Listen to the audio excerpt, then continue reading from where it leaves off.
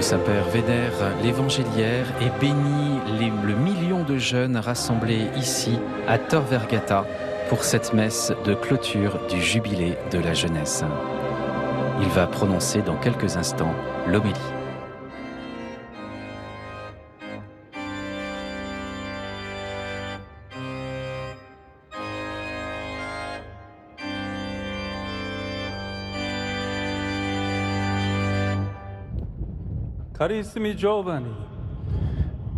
Très chers jeunes, après la veillée vécue ensemble hier soir, nous nous retrouvons aujourd'hui pour célébrer l'Eucharistie, sacrement du don total de soi que le Seigneur a fait pour nous.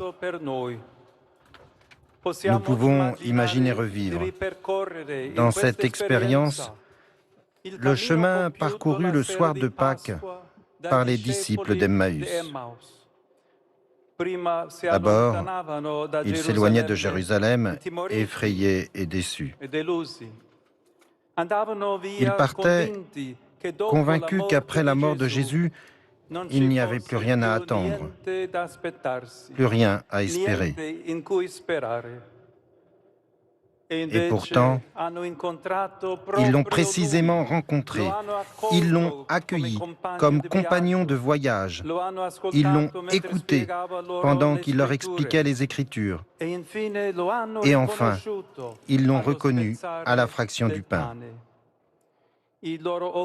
Alors leurs yeux se sont ouverts et l'annonce joyeuse de Pâques a trouvé place dans leur cœur. La liturgie d'aujourd'hui ne nous parle pas directement de cet épisode, mais elle nous aide à réfléchir sur ce qu'il raconte. La rencontre avec le ressuscité qui change notre existence, qui éclaire nos affections, nos désirs, nos pensées. La première lecture, tirée du livre de Coëlette, nous invite à faire comme les deux disciples dont nous avons parlé, l'expérience de notre limite, de la finitude, des choses qui passent. Et le psaume responsorial qui lui fait écho nous propose l'image d'une herbe changeante. Elle fleurit le matin, elle change. Le soir, elle est fanée, desséchée. Ce sont deux rappels forts, peut-être un peu choquants, mais qui ne doivent pas nous effrayer, comme s'il s'agissait de sujets tabous à éviter. La fragilité dont il nous parle fait en effet partie de la merveille que nous sommes. Pensons au symbole de l'herbe. N'est-ce pas magnifique, un pré en fleurs? Certes, elles sont délicates, faites de tiges fines, vulnérables, susceptibles de se dessécher, de se plier, de se briser. Mais en même temps, elles sont immédiatement remplacées par d'autres qui poussent après elles, et dont les premières deviennent généreusement nutriments et servent d'engrais en se consumant sur le sol. C'est ainsi que vit le champ, se renouvelant continuellement, et même pendant les mois froids d'hiver, quand tout semble silencieux, son énergie frémit sous terre et se prépare à exploser au printemps en 1000 couleurs.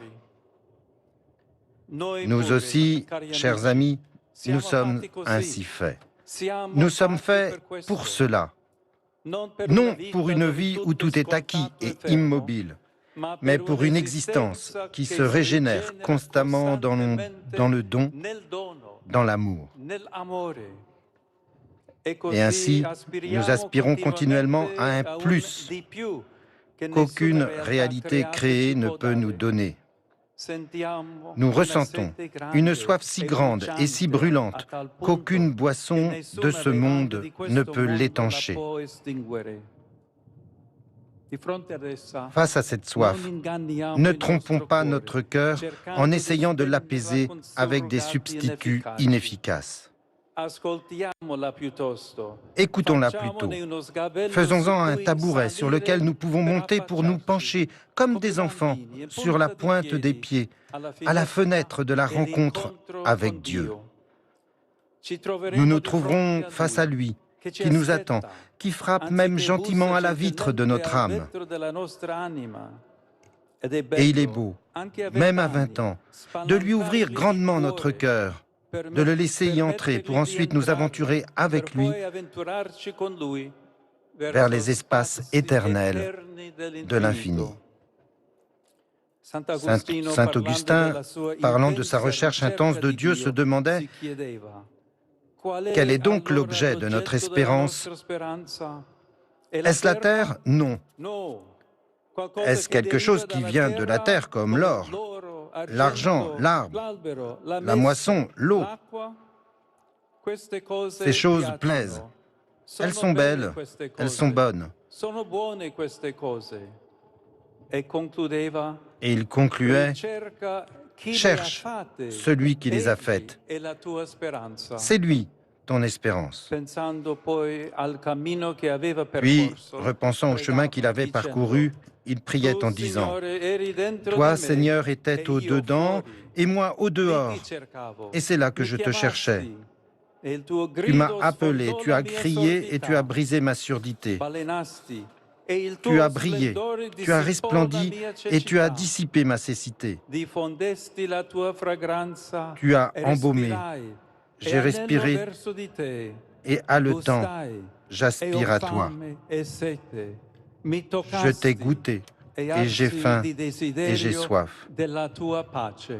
Tu m'as touché et je me suis enflammé pour ta paix. »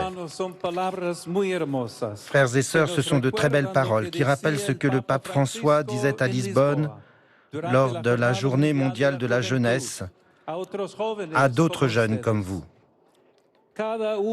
Chacun est appelé à se confronter à de grandes questions qui n'ont pas une réponse simpliste ou immédiate, mais qui invitent à accomplir un voyage, à se dépasser, à aller plus loin. Un décollage sans lequel il n'y a pas de vol.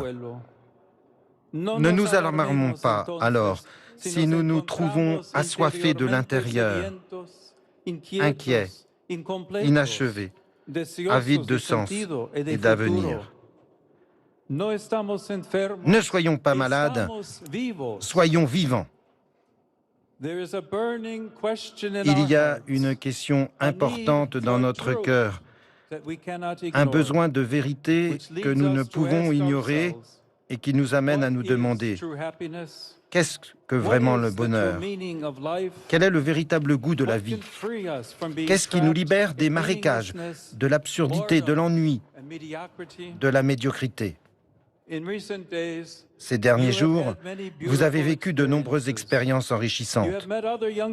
Vous avez rencontré des jeunes de votre âge venus de différentes parties du monde et appartenant à différentes cultures. Vous avez échangé vos connaissances, partagé vos attentes, dialogué avec la ville à travers l'art, la musique, l'informatique, le sport.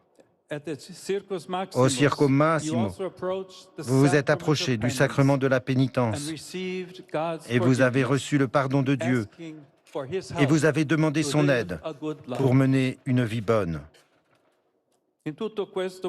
Dans tout cela, vous pouvez trouver une réponse importante. La plénitude de notre existence ne dépend pas de ce que nous accumulons, ni, comme nous l'avons entendu dans l'Évangile, de ce que nous possédons. Elle est plutôt liée à ce que nous savons accueillir et partager avec joie. Acheter, accumuler, consommer ne suffit pas. Nous avons besoin de lever les yeux, de regarder vers le haut, vers les réalités d'en haut, pour nous rendre compte que tout a un sens parmi les réalités du monde, dans la mesure où cela sert à nous unir à Dieu et à nos frères dans la charité, en faisant grandir en nous des sentiments de tendresse et de compassion, de bonté, d'humilité, de douceur, de pardon, de paix,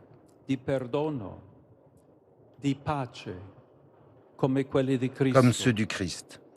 Et dans cette perspective, nous comprendrons toujours mieux ce que signifie « l'espérance ne déçoit pas », puisque l'amour de Dieu a été répandu dans nos cœurs par l'Esprit Saint qui nous a été donné. Très chers jeunes, notre espérance, c'est Jésus. C'est lui, comme le disait Saint Jean-Paul II, qui suscite en vous le désir de faire de votre vie quelque chose de grand pour vous rendre meilleur, pour améliorer la société en la rendant plus humaine et plus fraternelle. Restons unis à lui. Restons dans son amitié, toujours, en la cultivant par la prière, l'adoration, la communion eucharistique, la confession fréquente, la charité généreuse, comme nous l'ont enseigné les bienheureux Pier Giorgio Frassati et Carlo Acutis, qui seront bientôt proclamés saints. Aspirez à de grandes choses, à la sainteté, où que vous soyez. Ne vous contentez pas de moins. Vous verrez alors grandir chaque jour, en vous et autour de vous, la lumière de l'Évangile.